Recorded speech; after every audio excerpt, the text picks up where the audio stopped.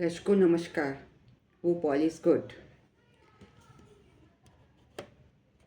दर्शकों, आज मैं एक बहुत ही इम्पॉर्टेंट टॉपिक जो कि आपको प्रिडिक्शन में बहुत हेल्पफुल होगी, क्योंकि जब तक आप बेसिक सूत्रों से अवगत नहीं होंगे तो आपकी प्रिडिक्शन कभी भी सही नहीं जाएगी। तो इसीलिए आज से मैं शुरू कर रही हूँ बेसिक रूल्स ऑफ पराशर ऋषि, पराशर सूत्र।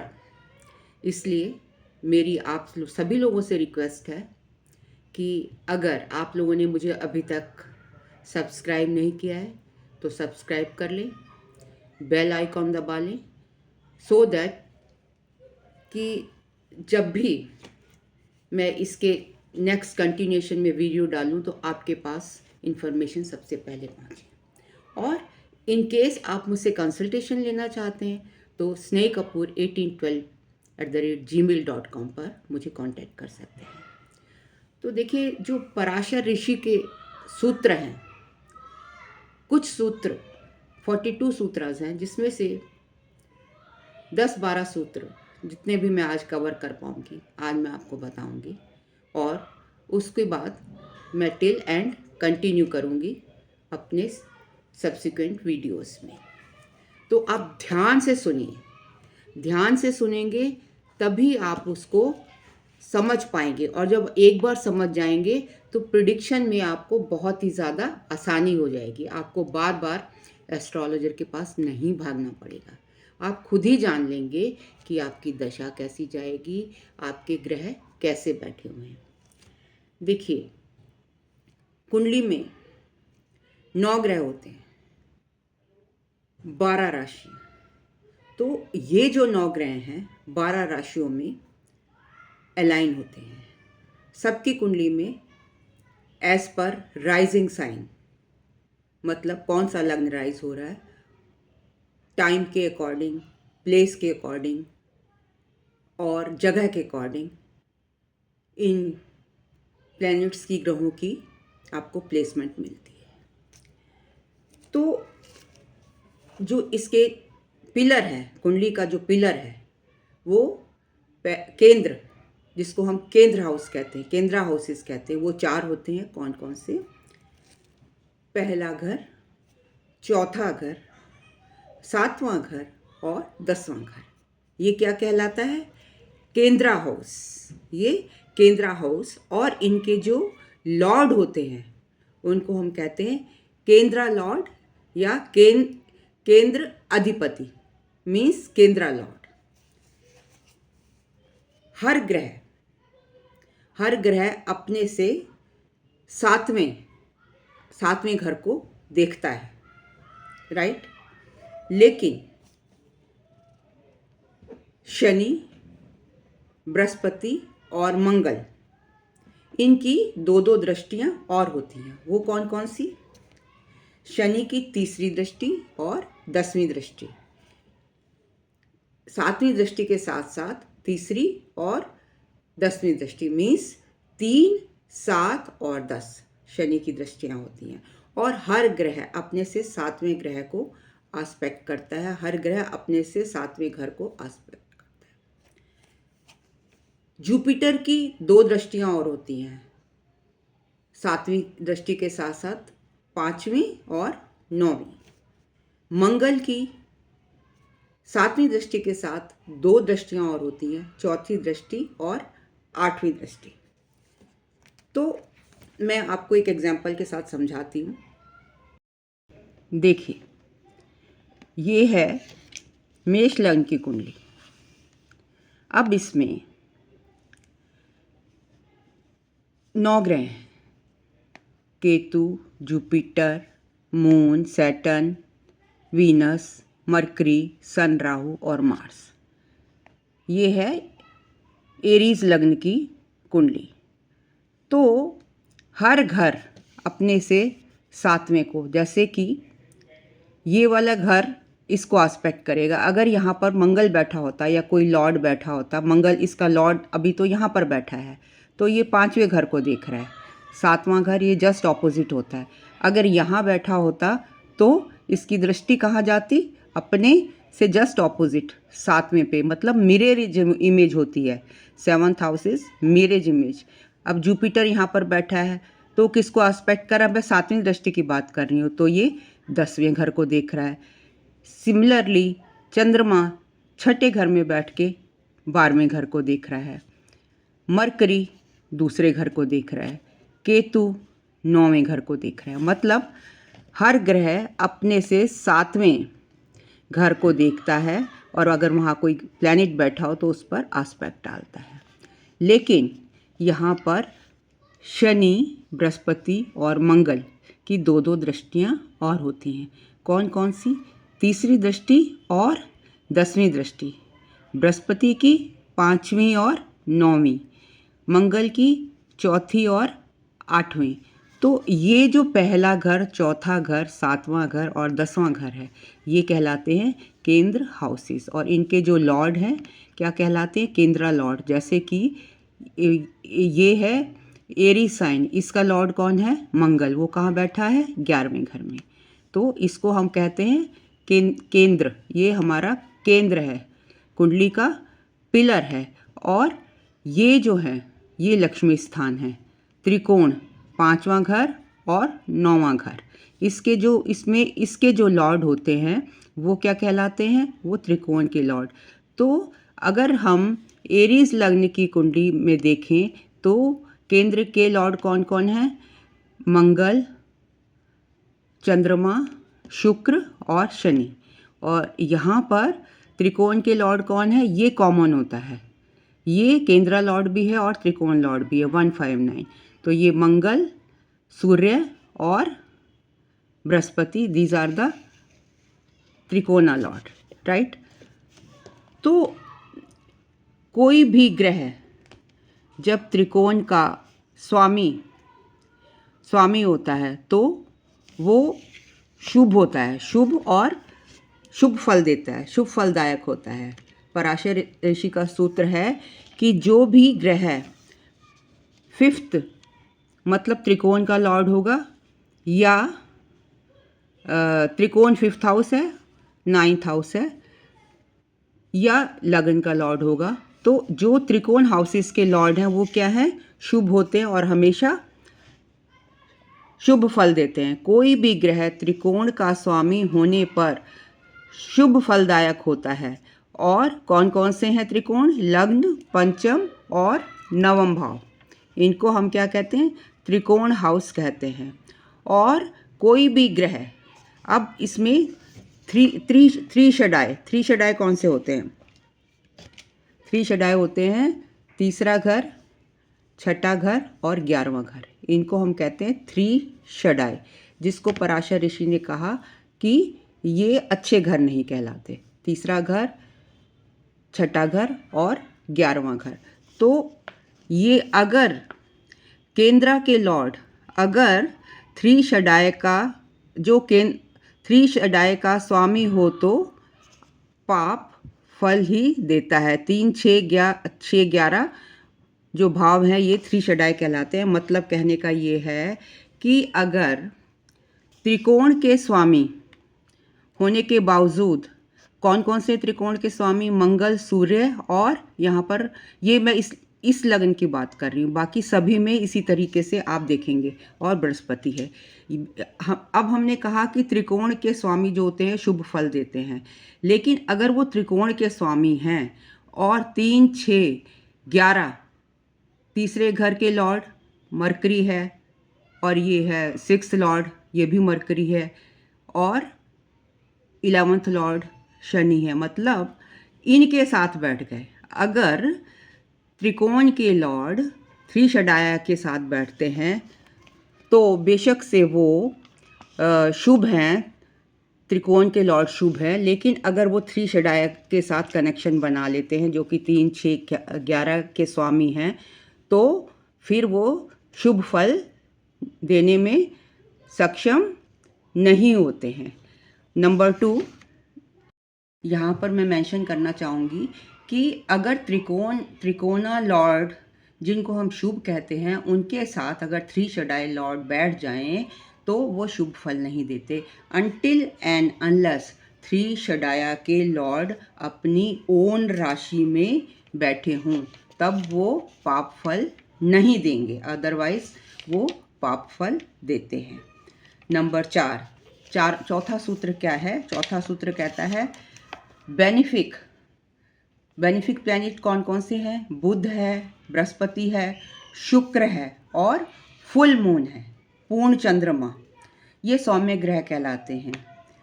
यदि केंद्र के लॉर्ड हो तो शुभता में कमी आ जाती है। मतलब अगर बेनिफिक प्लैनेट्स केंद्र के लॉर्ड हों तो उनका जो दे सीज टू बिकम बेनिफिक, तो उनकी जो बेनिफिशियंसी है वो कम हो जाएगी। इसी तरीके से क्रूर ग्रह जैसे कि शनि, मंगल, वीक मून, ये क्रूर ग्रह हैं या इनको मेलिफिक ग्रह कहते हैं। अगर ये केंद्र लॉर्ड हो जाएं तो they cease to become malefic. मतलब अगर बेनिफिक केंद्र लॉर्ड बन जाते हैं तो they cease to become benefic, और अगर malefic, in case of malefic they cease to become malefic. Number 5 जो लग्न से दूसरा घर है और 12वां घर है। लग्न से दूसरे अथवा 12वें भाव के स्वामी सहचर्य से शुभ और अशुभ फल देते हैं। मतलब क्या हुआ कि जो सेकंड हाउस का लॉर्ड है और जो 12th लॉर्ड है, मतलब जो दूसरा घर है, जो दूसरे भाव का स्वामी है और 12वें भाव का स्वामी है, जो लॉर्ड हैं वो न्यूट्रल हैं, दे आर न्यूट्रल। उनकी अपनी कोई सह नहीं है। वो जिस भी ग्रह के साथ बैठेंगे या जिस भी घर में बैठ जाएंगे, अगर वो बेनिफिक के साथ बैठ गए तो बेनिफिक, और अगर मेलिफिक के साथ बैठ गए दूसरे और 12वें घर के जो लॉर्ड हैं, जो प्लैनेट हैं, अगर वो बेनिफिक प्लैनेट के साथ बैठे हैं तो बेनिफिक इफेक्ट देंगे, और अगर मेलिफिक के साथ बैठे हैं तो मेलिफिक इफेक्ट देंगे। इसी तरह अगर वो ग्रह अपने घर में होने की बजाय, मतलब अपने सेकंड लॉर्ड या 12th लॉर्ड अपने घर में नहीं बैठा, किसी और जगह जाकर बैठ गया, मान लीजिए 6th में बैठ गया, तो किसी दूसरे घर में जाकर बैठ जाएगा तो वहीं के फल देगा। मतलब जिस भी घर में जाकर बैठेगा उस घर के फल देगा। जिस प्लैनेट के साथ बैठेगा सेकंड लॉर्ड और 12th लॉर्ड तो वो उसी के जैसे फल देने शुरू कर देंगे। अगर 6 में बैठ गया तो 6 के फल देगा, वहाँ पर जो राशि है, जो प्लैनेट है उसके जैसा ही वो भी हो जाएगा। मतलब संगत का असर उसको पड़ता है। अब नेक्स्ट नियम है कि अगर जो 8th हाउस है वो क्या है, 9th से 12th है, मतलब 9वें घर से अष्टम भाव जो है, अष्टम भाव भाग्य से 12वां स्थान है। भाग्य क्या है, मतलब अगर 9th से 12th हो गया तो 12th हाउस क्या होता है, व्यय का होता है, खर्चे का होता है। तो इसका मतलब हमारे भाग्य का व्यय स्थान हो गया।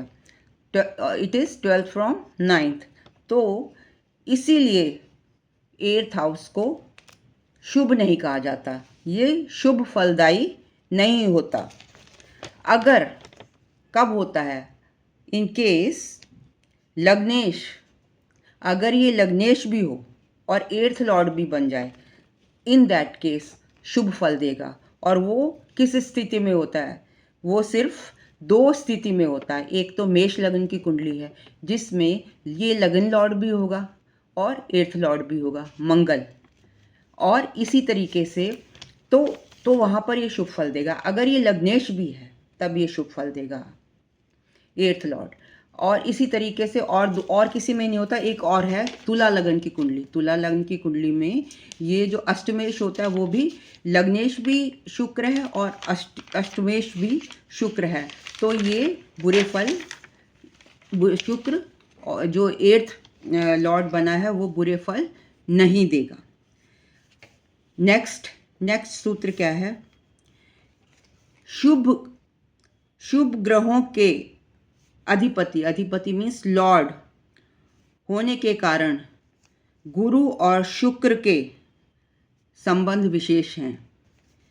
शुक्र जुपिटर केंद्र के लॉर्ड होकर, अगर वीनस और जुपिटर केंद्र लॉर्ड होकर मारक स्थान कौन कौन से होते हैं? दूसरे और 7वें भाव के जो लॉर्ड होते हैं वो मारक स्थान कहलाते हैं। शुक्र और जुपिटर स्पेशली अगर इनसे संबंध बन जाए तो केंद्र के लॉर्ड होकर मारक स्थान दूसरे और 7वें भाव में हों या उनके लॉर्ड हों, अधिपति हों, तो स्ट्रॉन्ग मारक कहलाते हैं। मतलब 2nd और 7th लॉर्ड ये मारक होते हैं। केंद्र अधिपति शुक्र की तुलना में बुध शुक्र की तुलना में बुध और बुध की तुलना में चंद्र का दोष कम लगता है। नेक्स्ट इसी प्रकार अगर सूर्य और चंद्रमा, मून, ये 2 ऐसे प्लैनेट हैं, अगर ये 8th लॉर्ड हों या 8th में बैठे हों तो इनको दोष नहीं लगता। सन एंड मून अगर 8th लॉर्ड हों तो ये दोषी नहीं कहलाते। नेक्स्ट है, अब अगर मान लीजिए कि मंगल को डायरेक्शनल स्ट्रेंथ मिलती है 10वें घर में, तो मंगल अगर दशमेश का स्वामी हो, 10th लॉर्ड हो, तो किस स्थिति में आप डायरेक्टली नहीं कह सकते कि ये अच्छे फल देगा, शुभ फलदायक होगा। किस स्थिति में शुभ फलदायक होता है? मंगल अगर 10th लॉर्ड है तो कब अच्छे फल देगा? जब वो त्रिकोण का भी स्वामी हो, मतलब त्रिकोण का स्वामी भी हो और केंद्र का भी हो। 10th का लॉर्ड होकर त्रिकोण का स्वामी भी हो, तो ऐसा आप किस में देखेंगे? केंद्र का लॉर्ड भी हो मंगल और त्रिकोण का लॉर्ड भी हो। तो आप देखेंगे कर्क लग्न की कुंडली में मंगल जो है 10th लॉर्ड भी है और दशमेश भी है और केंद्र का लॉर्ड भी है। मतलब केंद्र और त्रिकोण दोनों का लॉर्ड है। तो अगर आप कैंसर लग्न की कुंडली में, ये सिर्फ कैंसर लग्न की कुंडली में ही होता है कि अगर मंगल, देखिए जो 10वें घर में कौन सी राशि होगी? एरीज राशि होगी। और 5वें घर में कौन सी राशि होगी? स्कॉर्पियो होगी। तो 5वां घर क्या है? त्रिकोण है। और 10वां घर क्या है? केंद्र है। तो यहाँ पर केंद्र और त्रिकोण का संबंध बन गया। तो इट विल बी मंगल तभी अच्छे फल देगा जब, और वो भी कैंसर राशि में ही ये स्थिति बनती है कि जब वो त्रिकोण का मालिक 10वें घर में बैठा हो लेकिन त्रिकोण का मालिक भी हो। राहु केतु कब अच्छे फल देते हैं? राहु केतु जहाँ भी, जिन भी भावों में बैठते हैं और जिन राशियों में बैठते हैं, वहाँ जिस भी ग्रह के साथ होंगे उस जैसे फल देंगे। अगर बेनिफिक के साथ हैं तो बेनिफिक, मेलिफिक के साथ हैं तो मेलिफिक। नेक्स्ट, ऐसा केंद्रा लॉर्ड मतलब, और त्रिकोण लॉर्ड मतलब जो दूसरी राशि, जिसकी दूसरी राशि केंद्र की, जो केंद्रा लॉर्ड भी हो और जो उसकी जो 2nd राशि है वो और त्रिकोण की भी दूसरी राशि जो है वो दोनों केंद्र और त्रिकोण को छोड़कर किसी और का अधिपत्य या किसी और के लॉर्ड ना हो, ये संबंध होगा। ऐसे ग्रहों के संबंध से विशेष फल मिलता है। मीन्स केंद्रा लॉर्ड और त्रिकोणा लॉर्ड की जो दूसरी राशि है वो भी केंद्र और त्रिकोण में ही हो, अन्य किसी स्थान पर ना हो, तो उनके साथ जो ग्रह संबंध बनाएंगे तो वो शुभ फल देंगे। तो अब इससे जो आगे के 42 हैं, ये आज मैंने कुछ ही बताए हैं आपको। अगर इनको आप दोबारा से बार बार सुनेंगे और अपनी कुंडलियों पर लगा कर देखेंगे तो आप देखेंगे कि प्रिडिक्शन सटीक आएगी। आप इसको बार बार प्रैक्टिस कीजिए, और जब अगर आपको कुछ समझ नहीं आता है तो जब मैं दूसरा वीडियो इसका कंटिन्यूशन में आऊँगी, दूसरा वीडियो डालूँगी, तो तब आप मुझसे पूछ सकते हैं और कमेंट में आप लिखकर मुझसे वेरीफाई कर सकते हैं। Thank you very much for listening me so patiently. तो ये जो सूत्र हैं पराशर ऋषि के, बहुत बहुत बहुत इम्पॉर्टेंट है। इनको अपनी कुंडलियों पर फट से लगाइए और देखिए ये कितने वैलिड हैं।